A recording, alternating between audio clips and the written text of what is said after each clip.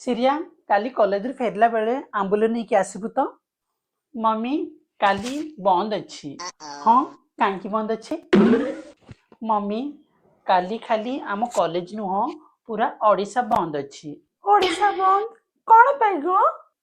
I ବାଲେଶ୍ୱରରେ ଯୋଉ FM college ଅଛି ନା ସେଠି ଷ୍ଟୁଡେଣ୍ଟଟା ପେଟ୍ରୋଲ ଲଗେଇ ନିଜକୁ ଜାଳିଦେଲା ଆଉ ସେ ମରିଗଲା। ସେଥିପାଇଁ ବୋଲି ସରକାର ଓଡ଼ିଶା ବନ୍ଦ ଡାକରା କରିଛନ୍ତି। ସେ ଝିଅକୁ ନ୍ୟାୟ ମିଳିବା ଦରକାର।